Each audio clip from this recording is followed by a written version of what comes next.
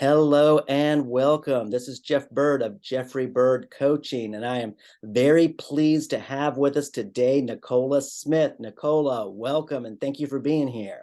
Thank you so much for having me. I'm happy to be here. Wonderful. Well, we the reason I asked her is because we want to kind of share what she's doing. She has created an organization called Our Children, Our Village. And this is in support of the single parents who are out there, specifically moms, but I imagine you take would help single dads too, right? We do. When I launched the organization, I did not want to include single fathers. So it's for, I always say single parents, because they get left out. Everyone thinks of single mom and they don't think about the single dad. So I definitely wanted to include single dads in the single parent like category as well. Okay, cool. Well, I'm glad you did because I'm sure everybody in that situation has their fair share of burdens to deal with. So Yeah. speaking of burdens, we were talking just before we started recording that recently I heard somebody say that it's like everybody carries a burden in life. It's like a boulder on their shoulders, and for most people, it just like weighs them down, weighs them down. They just sink lower and lower through life. But some people throw that boulder down and stand on it and create a platform out of it, which helps themselves and helps other people. And so that's exactly what I think you've done. Is so you've been well, let me let you do it instead of me telling people. Let me just, can you tell a little bit about your journey and your experience and what led you to the creation of Our Children, Our Village? Yes, absolutely. I got pregnant at 17, had my son at 18. He'll be 24 this year. And he was fortunate that he had both sides, both of his grandparents on both sides of his family here in the area. And he had lots of aunts and uncles. And that's not everybody's single parent journey. And we become single parents for so many different reasons. And over the years, God gave me this vision, and it was to create a nonprofit for single parents. And I started doing the research and I heard bylaws and articles of incorporation, all these big things. And my son was only in diapers at the time. And I got really discouraged because it was like, oh, I can't just go be a nonprofit. There's actually work that has to be done. And so I held it off for most of my son's life. And I'm so glad that God gave me the vision then, but gave me the pathway leading up to us actually creating the nonprofit. I didn't have the life experience. I didn't have the wherewithal that I have now to help lead other parents and other families from where they are to thriving. And so in 2018, I had had a business for 4 years that the sole purpose of that business was to create the financing to start the nonprofit. And God gave me a vision at the end of 2018 that said, if I were to call you home tomorrow, what would be your one regret? And I absolutely knew that it was I hadn't started the nonprofit yet. And so I closed the business at the end of 2018 and launched the nonprofit in 2019 with the help of some of our initial board members. And the day we filed, it was actually National Single Parent Day, so it's March 21st. Wow. I had no idea. I hadn't looked at the calendar to know that, and it was God's way of saying, like, yes, this is happening. And so here in a couple weeks, we will celebrate our 4-year anniversary of filing. The state recognizes us in April of that year. And so we're coming up on 4 years, and we're so excited for where we've gone and what we've been through to get us to this point and everything that we have planned in the future. Wow, that's amazing. And it reminds me. I knew a guy who spent some time in China, and he came back and he said, God is like the divine kung fu master. He will take the thing that is most difficult and most challenging in your life and flip that thing around and bring this huge benefit, not only to yourself, but to other people out of it. So that's one thing there's several things we could talk about here, but that's one thing. But the other thing, I want to start with this though, and that is, could you just take a bit, I mean, remembering back to those days, I mean, you were a teenage single parent and trying to, do everything, single parent has to do everything for the family and make ends meet and do all of that. Could you just speak to a minute? I want people to understand what it feels like to be in those shoes. I've been talking a lot about recently about getting another pair of shoes and seeing from another person's perspective and feeling what it's like to be in another person's shoes. So could you talk just for a couple of minutes about what that's like? What is it? What do you see when you're in that situation, and what do you feel when you're in that situation? We see and feel, in my experience, I felt at times overwhelmed, because usually when you're married, you get to bounce ideas off of each other of, what should we do with this? And, should we do this? When it's just you, you have to make all of the decisions and you have to hope that that decision is the best decision that you can make at the time. And sometimes those decisions don't work out. Um, I also felt a greater sense of responsibility, having been pregnant and being a teenage mom and going through all of my 20s and half of my 30s. I've always said that every single decision that I made, whether it was where I worked, where I didn't work, going back to school, the people that I allowed in my life and my son's life, was all based on what is best for him. It wasn't rooted in what's best for me. It was it was rooted in what is best for him. And there were times where we didn't have a lot of money and I didn't tell anyone, hey, I'm struggling. Like, I don't have enough money to put food on the table. And so I would feed him and maybe not eat so much myself and, not enjoying the things that other people may enjoy. We didn't go on, big vacations, and we didn't, he didn't get the latest, greatest toys and game systems. It was really about sometimes just day to day making it work and having people who came into my life, whether it was my family or friends, that said, okay, we're going to help you.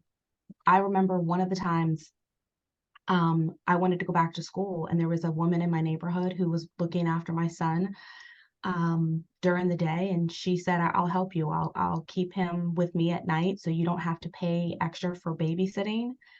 And it was because of her that I was able to go back to school to start to get my college degree. Had it not been for her, I don't know if that would have been possible at that point, because when you're a single parent, you also don't want to burden, as we feel like, our family who may already be helping. So you have to start to look for other ways um, to meet your goals and to make ends meet sometimes. And so, there's a lot of emotion, and for every good emotion that you find and every good experience that you have, my son can look back and say, I was at his games and um, we did this or we did that.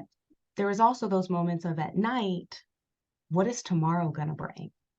Am I going to be able to, um, you know, pay bills tomorrow? Or the to-do list, as I call it, you got to get up, you got to do this, you got to do this, you got to get the child off to school, and then I have to go to work, and then I have to come home, but I got to go grocery shopping afterwards. And so every single parent that I know, we multitask. We make great employees because of it as well, because we can handle a lot of responsibility, and sometimes I hope that employers see that as a strength and not as a weakness in an employee, and give the flexibility that some single parents need to say, I need to get out of here, a few minutes early to go pick up my child from school, but they put 100% in while they're there. And so that is something that I've always found to be really something that's connected me and the single parents that we work with. Yeah, wow. So, well, thank you for sharing that too. So that's a lot just right there. You got the overwhelm, you got the responsibility, you got the self-sacrifice, you got the desire to, I'm sure, make things as good as you can for your child, but probably a little bit of feeling bad or maybe even guilty about not being able to get them the gifts or take them on the trips or do the things you would want to do. And I know that happens in other situations sometimes. I've experienced that as well, other than just with the child rearing thing. But that's a lot of emotion going on there. But then, balanced with this extreme gratitude at this woman who helped to allow you to go back to school. And actually, I mean, really, it sounds like she was kind of the stepping stone to introduce you to a whole nother life, new dynamic, new career, new abilities to do things with your son. And it's like, that's amazing. So So with all of those things, then what? So that's obviously why you wanted to help other single mothers, single parents. But so what are, and I'm sure that in that situation, a little help is a lot of help. When you got that much on you, if one person takes one small thing off your plate or helps you with one thing, that's just, I imagine that feels like a huge relief. Yes. It does. When we work with families, we meet them where they are. That might be they're calling because they need assistance with diapers. It could be that sometimes I've met single parents out at the grocery store and we spark up a conversation, and to have them tell a little bit about how they're feeling. Maybe, the child is having a meltdown in the middle of the shopping, aisle. And just to say, like, I've been there and, hang in there and it's going to be okay. They just sometimes just need to have someone hear and say, I see you and I sympathize with you. And I know what it's like to, have the joy of parenting and also the responsibility. And it's an equal balance. And sometimes that balance gets shifted. Um, and the work that we do with our families is absolutely incredible to know that we make a difference, whether it's for a minute because we get to know them a little bit and they move away or they move on, or we get to see them and work with them for quite a long time to really see the impact that we're making. And it's the paycheck of the heart for me, that drives me to want to do more for them, and also to know that these children are surrounded by love from their parent, and then the village that comes alongside them as well. We all benefit from being a part of a village. We're not meant to do life by ourselves. And somehow, sometimes single parents get into that moment of they're doing life by themselves. And they get enriched by having people come alongside them, even if it's a hello in the grocery store. Yeah, I love that. I'm really glad you brought that up because I think a lot of times when we think about different needs for different groups of people, we just think about the material side of it. Okay, what do I need to provide materially? And I know that that's part of what you do, but the emotional aspect of that, to have somebody come along, like you mentioned in the grocery store, and say, hey, I see you, I feel you, I understand you, I care for you, and there is hope. You're casting vision and casting hope when you go, hey, I've been there and it does get better. Don't throw in the towel. It gets better. It seems crazy right now, but it's going to get better. So, but just that emotional support, and like of the village too, the community. I mean, yeah, I mean, one of the worst things in life is to feel absolutely alone when you're overwhelmed. If you got a team that you're like that can sympathize with you and understand and help give various types of support, that's wonderful. So speaking of that, so what all types of support do you give across the material, emotional continuum? What all has been the case so far? Great question. When we launched in 2019, our first event was a Mother's Day tea. It was a celebration to just honor single moms. Because a lot of times what happens is that a married woman who's a mother, the husband goes out and they buy flowers and candy and the kids do something nice and the mom doesn't have to cook dinner. And then they go to work on Monday and they meet up with their single mom coworker. And it's like, what did you get? It's, oh, I got the macaroni necklace that my child made in school on Friday, which is great. Don't get me wrong. We love the teachers and the fact that they take the time to create that craft. And somewhere inside of us, we're like, well, it would have been nice for me to be recognized. And so what we did was we created just an event to bring moms together. It's an adult tea party. We had real linens and flowers. And we brought single moms together. We had children in the other room that were being looked after by other volunteers. And this was just an opportunity for them to come together, feel loved, feel supported, feel honored, and just to be around other single moms. And we were looking at doing something for single fathers, and the timing just didn't work out right. And so now that post-pandemic, when things can kind of start to get back to in person, we're looking at bringing back some of those events so that not only can we honor our single parents, we can also allow them to start to connect to one another. And we've had events where the kids get together and they just play. Kids just want to play with each other. They don't care that, you're, from a single parent household. They just want to play with you. And it's great to see these kids get together, and it's great to see the parents get together, and then they're calling each other on the phone to do play dates afterwards. Um, and then we have our diaper program. So we provide diapers and wipes to our single parents. And through that process, we've been able to really connect. That gets us in the door. So the diapers gets us in the door. And sometimes that's all they need. And sometimes that's our opportunity to say, like, what else can we help you with? And we've been with one family for 15 months now. Wow. And it was based on, she called for diapers for her young children. And that was in October of 2021 that she made that phone call to us. And we have been in her and her children's life since then. We've provided Christmas presents for them, cleaning supplies when she moved to a new apartment. I've helped another single mom move because she didn't have enough help to move some furniture. And so strapped on some tennis shoes and went there. And then it's also been able to pick up the phone and say, I had a bad day today. Can I take 5 minutes to talk to somebody about it? And that makes such a huge difference because single parents go from employee, drive home, pick up the children, and then the parenting of, dinner and bath and bedtime and stories and homework, that they don't have an opportunity to just kind of decompress from one thing to the next. And so that opportunity has been really great to see that engagement and that relationship building. And so we're looking forward to a lot more of the events that we're going to do here in the future. We had a vision board party in 2020, which the vision of what we all had for 2020 went clear out the window. Right. True And story. yeah, we all had our vision boards, and I think some of us probably chucked them after a couple of months of sitting in the house because it was like, well, none of this has happened this Yeah, year. right. You burn Uh, those. let's have a new vision. All And right. but it was in that event that they got to think about dreaming again and goals that they wanted to achieve for themselves or their families. And some of them have actually been able to achieve some of the smaller goals post pandemic. And so we're really excited to see that. So, yeah, I love it.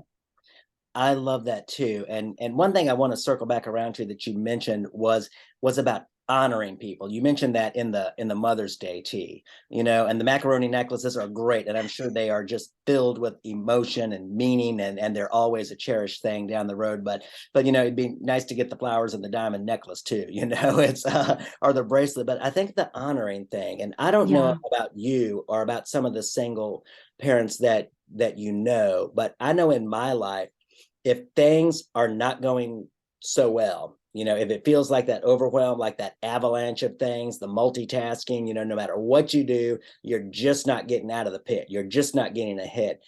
I have a tendency to look back through my life and go, well, if I had done this different, I had made that decision, if I had done that different, I had done that, then I wouldn't be in this place. So it's all my fault. It's like, shame on you. And I feel like from a spiritual perspective, that God's like going, no, shame off you. I see what you're going through. I love you. And when other people come along and echo that, I just think that's an echo of eternity on that. So when they say no, it's I see you. I see what Yeah. you're going through. I applaud the effort, the heart, the mindset that you're putting into this and all the effort you're making. And I honor you. I value you. I want to help you. I want to support you. And I see you and I care for you, and what you're doing is great. What you're even attempting to do, even if you feel like you're not doing it, you're just attempting to all the time, which is what it feels like sometimes. But I just think that is just absolutely beautiful. And then coming along and being able to provide some practical help too, but that emotional support from a community that understands, that sees and understands. I think that's huge. Well, so let me ask you this. So hopefully other people are watching and are like Mhm. I am and going, wow, that's an amazing thing. I wish I was a billionaire and could just give you $10 million or something. But the thing is most of it. I remember talking to a guy before, and he was doing a project to really help some people that really needed it. And he said, we were just hoping that somebody would come along and write this huge check. That never happened. What we had is a bunch of people writing a bunch of small checks, doing a little bit of help, a lot of small donations, and that's how we have succeeded in what we're doing. That's what he said, and now they've grown over the years, and it's just pretty amazing what it's happened. But it wasn't just Bill Gates or Warren Buffett coming along and stroking a check for a few $1 billion. That wasn't how it happened.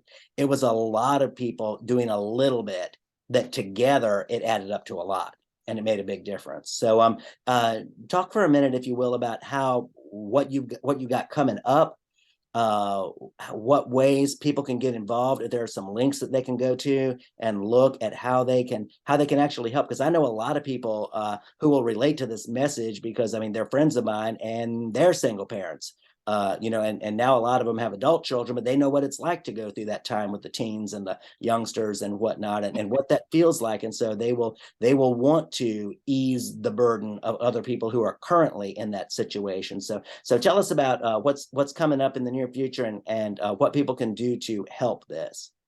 Absolutely. So one of the things that we've been fortunate to do is be able to have a dual partnership. One of the partnerships that we have is with the Reach program, and they provide free books for the community. And so we've partnered with them and then taken that partnership and partnered with the community feed at TCC. It's at MacArthur Center Mall. And once a month we are there. We call it Reading and Feeding. So they provide the food and we provide the reading. And it's just a great opportunity to have people who need food. And even if they're not a single parent, they can come and provide and get food, or they can come and get a book. Just this past weekend, we were there and we were giving out free books, and even some of the volunteers that were there, they were like, oh, I remember this book when I was a kid. And we're talking about adults who wanted to take a book because they have a niece or a nephew that they want to share it with. And so that's an opportunity. They can also check out our website, www.ocovva.org. And I will put that in the links in the description. It's a lot to say. And that's our website. And they can always contact us through the website or by email, follow us on social media. It's Our Children, Our Village on social media to keep tabs on what we're doing. And one of the things that I always tell people is that single parents become a single parent for a multitude of reasons, sometimes by choice and sometimes by life circumstance. And sometimes it's what's best for the children to be in a single parent household. And I know a lot of people think that children can't thrive in a single parent household. Well, when the alternative to that would be a dysfunctional two parent household. And Yeah. so sometimes it's what's best for the children so that their parents can be the best versions of themselves that they can be for the sake of the children. And sometimes that means that they have to live apart. And I never want to tell people that just because a child is being raised by a single parent, that they are not a family. They absolutely are a family. And they also have just as much opportunity to succeed and do well as any other child from any other household. It just might be a little bit more difficult for the parent to provide those opportunities. And so that's where we are able to help step in as well. So yeah. Yeah. So right now, are you needing more volunteers? Are you needing more contributions? Are you needing both? What's the biggest need right now? The biggest need is volunteers. We're also opening our board up to some people who are like-minded, who want to continue to move this mission and the vision forward here in our community.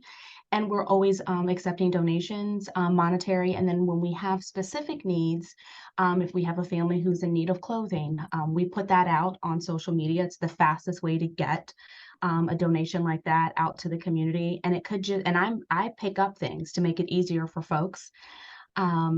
And so those immediate needs go out on our social media platforms versus something like a website, because it takes a little longer to update a website than it does to go on social media.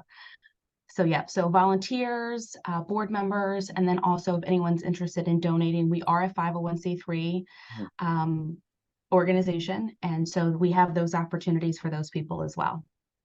Okay, great. And I'm going to put those links, the social media links, in the description too, so people can see that. And so let me ask you this. So you mentioned was it the feed and read or read and feed?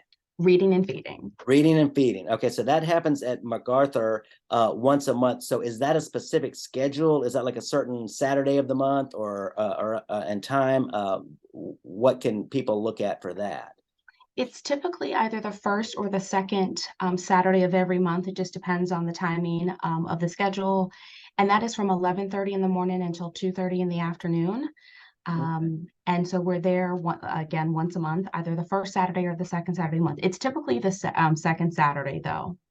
Okay, and if somebody wanted to volunteer for that, they would contact you, I assume, give you some notice that they're coming, not just show up. So, like, how much notice would you need on that? Um, Probably a couple of days. We do want to Oh, make sure that our volunteers are a right fit for us. got it. We accept all volunteers, and sometimes it's an opportunity to plug them into other things that we have going on. And we're looking at adding some other reading and feeding dates as well. So that might be an opportunity in the future for other dates as well. Okay. Well, hey, well that's good. That's good to know. And so really just get in touch with you and see what makes the most sense. See what's the best fit. Absolutely, yes. And one of the things that we're looking at doing is having some workshop classes in the future. So we'll have opportunities for volunteers to get involved in those types of activities as well. And it's a great opportunity to sit with a parent and get to know them. That's really the great part about what we do is connecting people to not only us, but connecting them to other resources as well. And I'm very much about if I give you a phone number to another organization for a service that we don't provide, we follow up. It's not just like, here's this number, bye, have a great day. It's we Yeah. follow up. We want to know, was that helpful? Did that make a difference? Okay, you need, some more support in this area as well. It doesn't have to be a one and done with most of our families. And that's the great things that we get to, meet them where they are and come alongside them in their journey for however long they need us or want us as part of their village.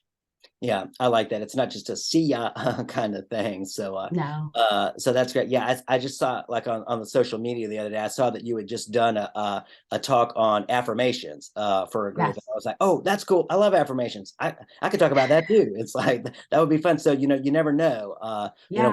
What gift or strength somebody else might bring that could segue with something that you've already got going on. So Absolutely. And that is twice a year, I have done workshops at Hope Village mm, through the Salvation Army. And it's talking about the power of affirmations and the story that we tell ourselves. So often, the story that we tell ourselves isn't reflective of what we could be doing. So if it's like, well, I can't learn a new skill, well, then you're not going to be able to learn a new skill because you've already put that wall up that stops you from learning a new skill. Or I'm not a nice person.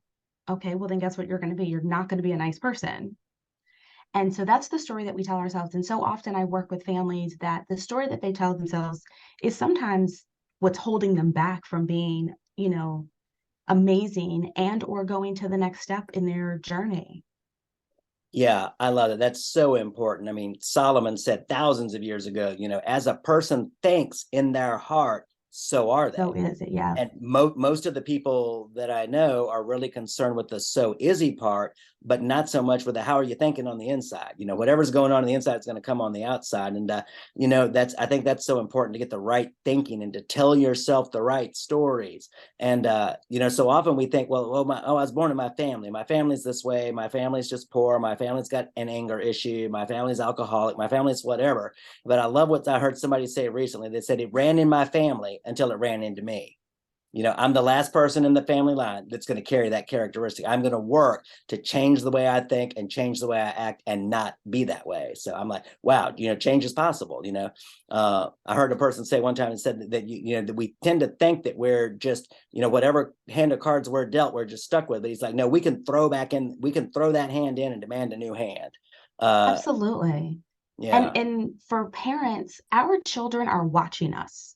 No matter what we're doing, they're watching us and they're listening, even if we think that they're not listening. So if the things that we say to ourselves aren't positive and the things that come out of our mouth aren't positive, our children hear that. Then they start to take that emotion on or that identity on that isn't their identity to take on because it's not your identity to take on either. And so that's one thing that we definitely, talk to different parents about is that everything that you're doing and saying, your children are hearing and watching. wow. Wow, that's a problem. I mean, I can remember as a kid just imitating like a neighbor or somebody who just came to our house to do some work. I mean, I didn't even know them; they weren't part of the family, but I just picked it up and Yep. repeated the same thing with the same tone. And it's like, wow, that's not a good thing to pick up. you know, Yeah. uh, you know, It's almost like the Reader's Digest cartoon I saw years ago, and there was a priest coming to visit a person at his home, and the bird cage in the corner had the parrot's beak tied shut, and it's like because we're going to repeat those things that we pick up. So yeah, we got to be careful what we say to ourselves and what we say in front of other people. But Yeah. well, Nicola, this is great. And like I said, I will put all those links, the social media links, the face or the website link, all of those ways to get in touch with you and to see what's going on and to see how the listeners, how anybody out there might be able to take the gifts and the strengths that they've got and to partner with that and to add some value to somebody else. So I often think about leadership, because I've been studying that for many years and teach that. But, I've often thought, well, it's these big figures. It's the Tony Robbins and the John Maxwells and the Zig Ziglars and those kind of people. I'm like, I know it's not. It's the people in the community who are influencing other people. And often they're taking from their own experience and turning that into a positive influence for other people. So that's exactly what you're doing. So thank you for leading with your influence in the community and bringing what you bring to the table and making the difference in the lives that you're making a difference in. And hopefully some other people will see that and say, hey, well, that kind of resonates. That kind of fits with me. And I think I could get involved in some way on that and make a difference too, and aid in what you're doing. So thank you so much for being with us and for sharing your story and for turning your story around, flipping that script and using it to add value and to help other people. And yeah, really appreciate you being here. Thank you so much for having me. It's been a pleasure. Absolutely. And for everybody listening, like I said, I'm going to put all those links down in the description on the YouTube. And if this is kind of resonating with you, if you listen to this point, it's probably resonating with you. So, check out those links and get in touch with Nicola and see where you might be able to plug in and to make a difference here. So thank you so much. And until next time, hope you have a great day and God bless you.